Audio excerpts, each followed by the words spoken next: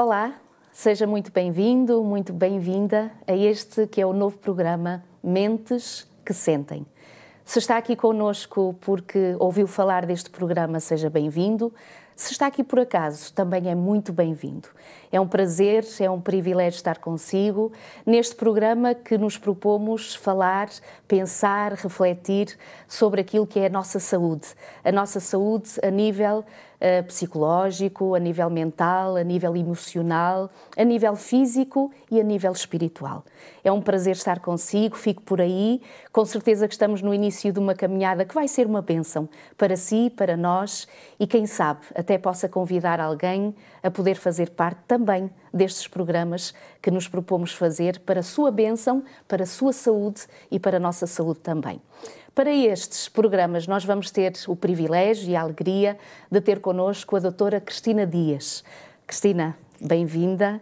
Muito obrigada pela tua presença. A doutora Cristina Dias é psicóloga clínica, tem já muita experiência na questão das palestras, dos seminários, a nível dos tópicos da família, de todo o seu trabalho que já, Cristina, há 27 anos que está nesta área de pensamento, de reflexão, de ajuda e daí, Cristina, nós damos graças a Deus por estares aqui e por poderes também fazer esta caminhada connosco nestes assuntos tão interessantes e eu diria mesmo nestes assuntos tão imprescindíveis e necessários à nossa sociedade e à nossa vida. Portanto, mais uma vez, seja bem-vinda, ok? Milu, muito obrigada. Obrigada pela oportunidade que temos de refletir em conjunto sobre isto. Efetivamente, a possibilidade que nós temos de compreender como é que funcionamos, qual a ligação que existe entre a nossa mente e o nosso corpo, acaba por nos permitir agir de uma forma mais saudável sobre os desafios aos quais somos sujeitos todos os dias. Muito bem. Esperamos também que nos possam acompanhar-nos e que, de alguma forma, tiramos proveito e estratégias práticas para o nosso dia-a-dia. Já agora, Cristina, nós definimos este programa Mentes que Sentem. O que é que poderíamos dizer disso? É um título bastante sugestivo, diria mesmo que dá para termos várias abordagens e vários caminhos. O que poderias esclarecer-nos? Ele não foi escolhido aleatoriamente. Será que existe uma ligação que nos comprove cientificamente que a nossa mente e o nosso corpo interagem? Para poder responder a essa questão, eu gostava de utilizar 2 exemplos práticos. Vamos imaginar que calçaste uns sapatos que te estão apertados. Vamos supor isto. A tua reação, se estiveres 10 minutos com esses sapatos apertados nos pés, será a mesma do que se tu tiveres nesses sapatos, os pés nesses sapatos durante 10 horas? É uma questão. Achas que vais reagir da mesma forma? Mas a pergunta que se coloca é, então nós não estamos a ter ali receptores da dor? Porque é que isto influencia ou poderá influenciar o meu estado de humor? Porque é que em 10 minutos eu poderei dizer estou desconfortável e em 10 horas estar profundamente aborrecida. Gostava de pegar num segundo exemplo para poder responder a essa questão que estavas a colocar há pouco. E para isso vou utilizar um pequenino desenho que fiz antes de começarmos com isto. Vou-te mostrar 2 desenhos muito simples. E vou-te pedir que me digas qual é que preferes. Ok, Está bem? muito bem. Portanto, um deles, este aqui. E o outro, este aqui. Prefiro o primeiro. Ok. E mais uma vez coloca-se a questão. Mas isto não é apenas um estímulo visual? Porquê é que um círculo com modificação nos traços teve um impacto e gera uma reação emocional em ti? Essa é uma das questões que nós deveríamos começar a perceber. O ser humano é a máquina mais fabulosa e complexa alguma vez criada. E, pegando no exemplo do sapato, como é que o estímulo da dor, recebido nas pontas dos dedos, é processado no nosso cérebro através de impulsos elétricos de sinapses e provoca emoções? Então nós temos que estar mais atentos a esta questão. Desde a criança que nasce agora até ao idoso, nós somos influenciados pelos estímulos do nosso meio. Nós somos influenciados pelo impacto que nos acompanha, não só aquele que recebemos, mas aquele que é produzido internamente também. E grande parte da origem das doenças mentais tem sobretudo a ver com isto, com a forma como o nosso cérebro vai interpretar e processar esses mesmos estímulos. Pode levar a um fator de adoecimento ou pode levar a uma manutenção de equilíbrio.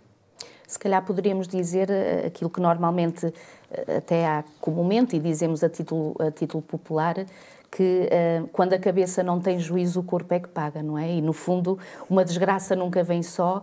Se calhar, neste sentido, e estás a tocar possivelmente naquilo que é o essencial e que vamos trabalhando ao longo destes programas que estaremos juntas, como gerir esta questão do peso que tem realmente e como é que é isto, a mente acabar por intervir no físico.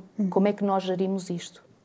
Sabes que essa expressão que tu acabaste de utilizar, a nossa sabedoria popular traduz frequentemente coisas que acabam por ser de uma profundidade substancial.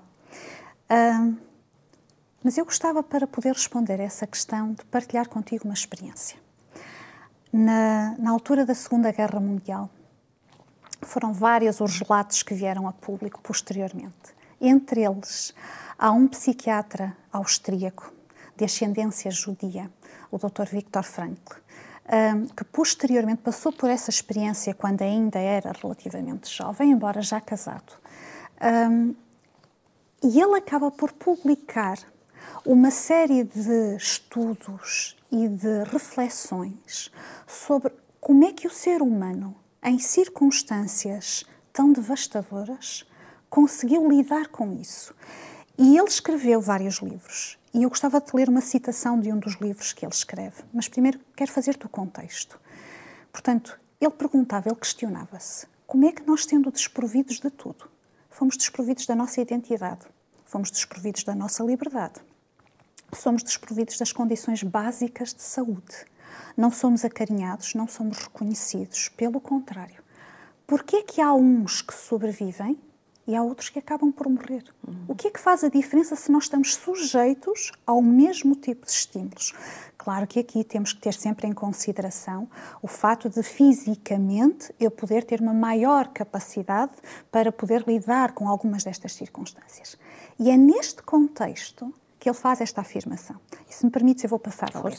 Está no livro O Homem em Busca de Sentido. Diz assim: a experiência da vida no campo de concentração demonstra que o homem mantém a sua capacidade de escolha. E tu, aparentemente, olhas e dizes: como é que é possível, num sítio onde te privam de liberdade, manteres a capacidade de escolha? A que é que ele se está a referir? E ele continua: abundam os exemplos, frequentemente heroicos, que provam que se pode superar a apatia e a irritabilidade, porque eram duas características comuns às pessoas que estavam no campo de concentração. O homem pode conservar um reduto de liberdade espiritual, de independência mental, inclusive em estados terríveis de tensão psíquica e física. E daqui a um bocadinho eu vou tentar transpor isto para uma realidade provavelmente mais comum, mais conhecida no nosso dia-a-dia.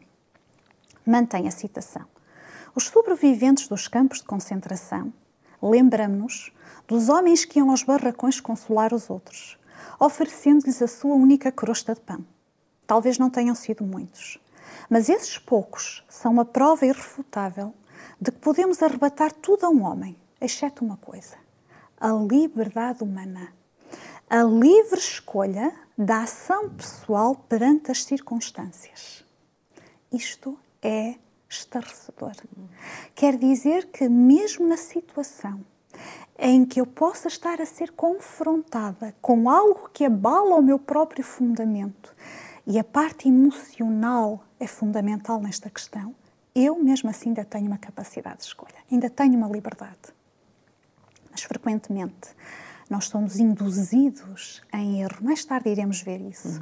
A nossa própria mente, os nossos próprios pensamentos e emoções atraiçoam-nos, levam-nos a ver as coisas de uma forma um bocadinho diferente. E vou só terminar a citação. E ali havia sempre ocasiões para escolher. Cada dia, cada hora, concedia a oportunidade de tomar uma decisão. Uma decisão que estipulava se a pessoa se submetia ou não à pressão que ameaçava arrebatar-lhe o último vestígio da personalidade, a liberdade interior. Será que nós compreendemos que ter esta noção de liberdade interior, ter esta noção de que ainda somos capazes de escolher, ter esta noção de que temos autonomia, acaba por ter um impacto profundo na forma como nós gerimos as emoções, no processo de adoecimento ou no processo de estabilidade e a maneira como isto impacta fisicamente?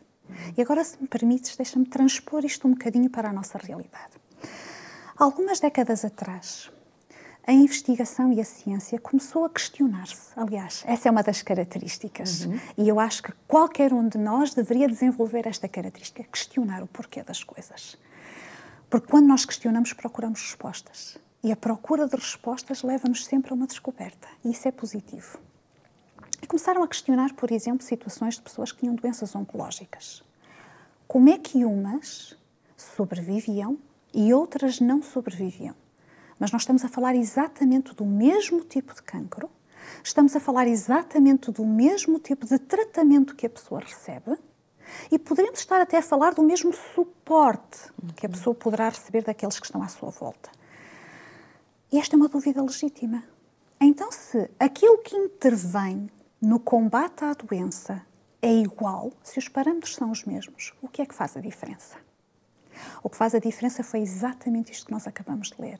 Teve a ver com a atitude. Eles começaram a perceber que a atitude da pessoa perante o estado em que se encontrava tinha uma interferência direta na forma como o teu corpo processa essa informação, reage a esse estímulo e mantém um processo que te permite lidar de uma forma mais adequada ou menos adequada com a situação. Agora, eu não estou com isto a querer dizer que nós temos que ser positivos só por si. Não. Esta falsa ideia do positivismo, que não importa as circunstâncias, nós temos que responder sempre da melhor maneira possível, e a melhor maneira possível é o equivalente a ser positivo em todas as situações. Esta ideia, muitas vezes, é fragmentadora. Traz-nos mais doença do que equilíbrio. O que estamos a falar é de uma coisa um bocadinho diferente. Chama-se resiliência. E daqui a pouco iremos ver com mais calma em que é que isto consiste. É interessante, Cristina, estavas a falar, portanto, desse tal livro, não é? O Homem em Busca de Sentido. E eu acho muito interessante porque eu creio que muitos dos desafios que nós possamos viver, inclusive físicos e sobretudo psicológicos, possa ter a ver sobretudo sobre esta questão de o homem se questionar, o ser humano se questionar de onde é que eu venho, porque é que eu aqui estou e para onde é que eu vou, o sentido da vida. E perceber o sentido da vida, e nós como crentes e como cristãos, perceber que houve um Deus Criador, que há um Deus presente que nos acompanha e um Deus que no futuro nos dá uma esperança, nos dá algo dessa esperança para viver e para sentir, que faz toda a diferença nessa tal liberdade de pensamento, mesmo que a nível físico nós estejamos até fechados em algum local, realmente a nível da nossa mente nós temos um potencial enorme, que tanto esse potencial nas mãos de Deus colaborar para nosso bem, para a nossa saúde, mas também se não é cuidado, se não é tratado, se não é estimado, podemos ter aí os nossos maiores, portanto, as nossas maiores dificuldades. E é interessante, já agora, para os nossos leitores que estão, para os nossos amigos, a nossa amiga, o nosso amigo que nos está a escutar, eu gostaria de apresentar para vós uma oferta que nós temos para vos dar, uma oferta deste guia de estudo, portanto, esperança, portanto, sentimento, a ciência do existir, um guia de estudo que seguramente vai ser útil para a sua vida ou, quem sabe, até para oferecer a alguém, que trata exatamente de todos estes grandes desafios a nível da saúde mental. Tem aqui vários assuntos, como a depressão, a ansiedade, assuntos como o isolamento, a solidão. É um guia de estudo que eu acredito que lhe vai ser de grande bênção, e se realmente quiser recebê-lo aí na sua casa, só tem que nos contactar através do WhatsApp, e nós vamos deixar o número para si, o 933 939291. Pode contactar-nos e com certeza vai ser uma bênção para si e para aqueles que mais estima. Cristina, falar mais destes assuntos e pensar mais no sentido que é verdade que só em Deus nós poderemos encontrar este equilíbrio entre os desafios que nós encontramos na nossa vida e os desafios que, por vezes, é verdade, podem vir em consequência de algumas escolhas não muito certas. Como poderás ou poderemos nós encontrar esta estabilidade ou, no fundo, esta ajuda a nós próprios para que façamos as melhores escolhas para nos trazer essa saúde?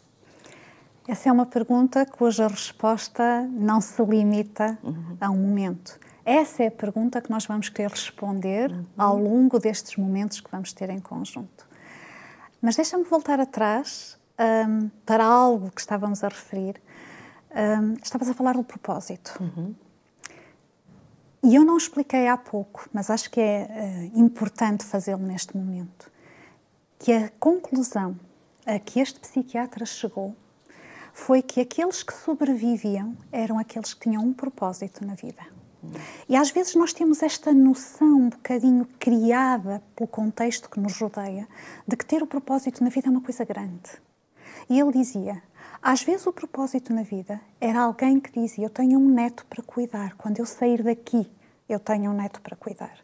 Ou alguém que dizia, eu gosto muito de dar aulas, eu quero continuar a partilhar quando tu te focas num objetivo.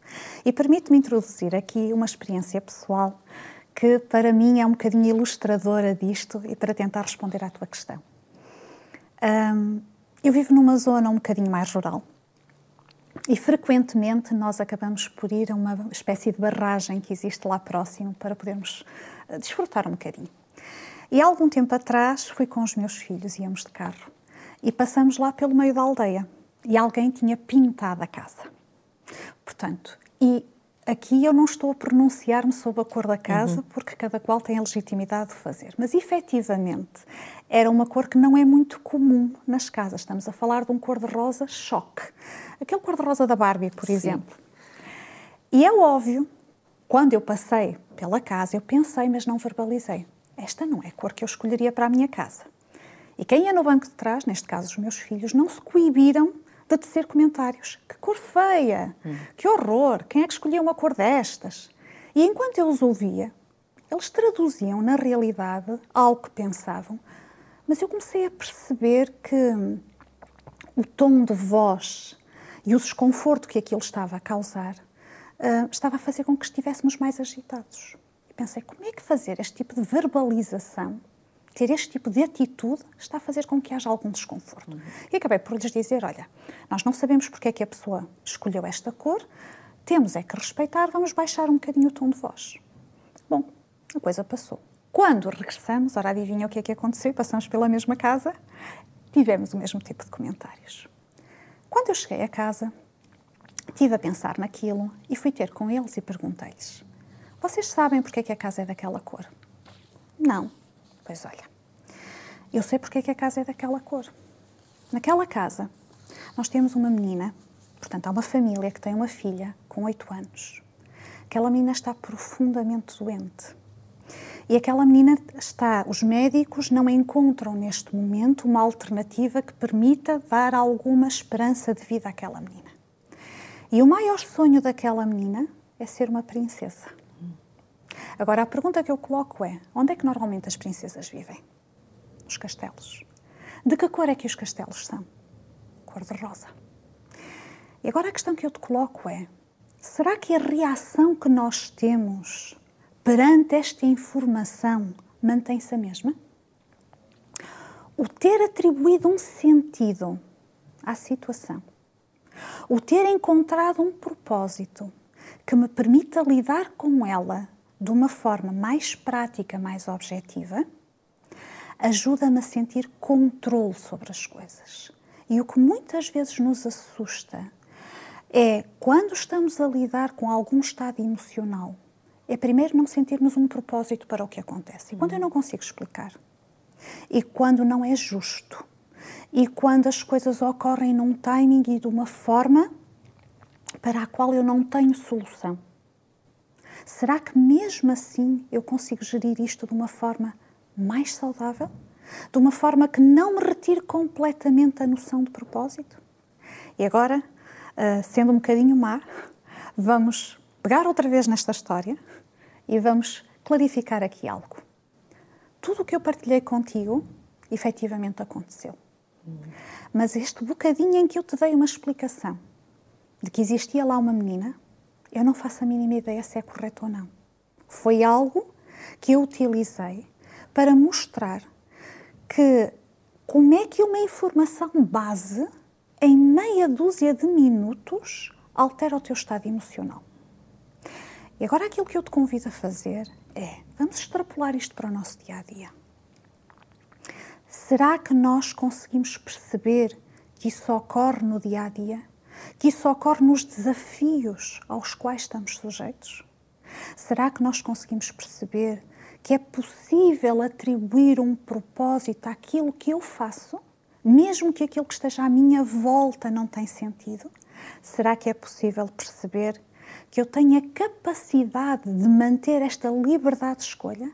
É a liberdade como é que eu me vou posicionar face àquilo que me está a constranger. E a relação entre a nossa mente e o nosso corpo é tão extraordinária que quando eu tenho este senso de que eu tenho esta condição de ação, ele tem um impacto direto na forma como o meu cérebro processa a informação. Eu poderíamos dizer então que levará algum tempo, é uma questão de disciplina mental, talvez, de nos ajudar a perceber isso que tu acabaste de explicar, que nem tudo está condicionado às circunstâncias que se nos apresentam, mas para além das circunstâncias que se nos apresentam, pode haver aí umas outras realidades, outras formas de estar e de ser, que se eu tenho essa sensibilidade para me questionar e para pensar e refletir sobre isso, mais facilmente então ultrapassarei esse desafio. Portanto, aqui a questão de uma disciplina, de uma prática, porque é verdade, tudo está no fundo no poder da nossa mente e diante de determinada circunstância, como tu dizias, porque é que uns agem de uma forma e outros agem de outra forma. E este poder de escolha acho que é extraordinário e termos consciência do poder, da importância desse poder de escolha. Mentes que sentem. Isso. Será que as nossas mentes sentem? Nós somos um todo. Físico, mental, espiritual. Quando nós começamos a questionar, quando nós começamos a perceber que uma escolha ou uma decisão ou uma atitude tem um impacto nesse todo, quando nós começamos a atribuir um propósito, quando nós começamos a perceber que eu sou responsável em grande medida pela manutenção deste equilíbrio, isto leva-me a ter uma noção de respeito. E mesmo que eu não saiba de tudo, à medida que eu vou adquirindo algum conhecimento e alguma percepção, isso leva-me a não aceitar tacitamente a incapacidade de fazer as coisas. Porque quando nós estamos a lidar com situações de alteração emocional, quando estamos a lidar com desafios, com situações que nos causam dor, o que a nossa mente faz é bloquear-nos muitas vezes esta noção de que tu tens a liberdade de escolha. Sem dúvida é um mundo infinito de conhecimento e de assuntos que nós poderemos ter para reflexão. Esta questão de manter a nossa liberdade interior mesmo no meio da adversidade é uma aprendizagem e realmente um caminho a fazer em conjunto. Portanto, em conjunto com quem sabe, e nós estamos muito felizes por poder estar aqui consigo, que escolheu estar connosco. Não esqueça que nós temos um guia de estudo para lhe oferecer, aquele que nós já dissemos, portanto, este guia Sentimentos, a Ciência do Existir, onde poderá encontrar vários assuntos referentes a estes temas que nos propomos trazer até aqui. Se tiver alguma dúvida, se desejar algum esclarecimento, nós estamos aqui para si também, já sabe. Não esqueça de nos contactar através do nosso WhatsApp, o nosso contacto 933 939291, e teremos uma equipa pronta e preparada para atender àquilo que possa ser a sua dúvida e a sua necessidade de esclarecimento. Doutora Cristina Dias, temos só 1 minuto. O que é que poderia arrematar, ou seja, como que de conclusão breve, de importância neste primeiro programa? Eu acho que, acima de tudo, é termos a noção de que nós estamos num processo. Todos nós. Desde a criança que nasce até à pessoa que já tem mais idade. Um processo que nos permite ter estabilidade, que nos permite ter escolhas saudáveis. Ter conhecimento sobre as coisas permite-nos agir de forma mais equilibrada sobre elas. E o que nós vamos convidar a ti, a mim, a cada um de nós, é fazermos parte desta descoberta. É percebermos como é que nós mantemos o estado de saúde e é percebermos porquê é que adoecemos. Nós vamos falar sobre isso. Este foi o mote de saída, percebermos a relação entre a nossa mente e o nosso corpo. Mas iremos, ao longo deste período de tempo em que vamos estar juntas, vamos tentar perceber porquê é que eu adoeço, de que forma é que eu posso combater isso, quais as estratégias que estão ao meu dispor, mas, acima de tudo, como é que eu me mantenho saudável. Muito bem. Muito obrigada, Cristina. É sempre um prazer estarmos juntos. Foi um prazer estarmos aqui neste primeiro programa consigo. Marcamos encontro no próximo programa, no próximo episódio. Fique bem. Até lá. Que Deus o abençoe.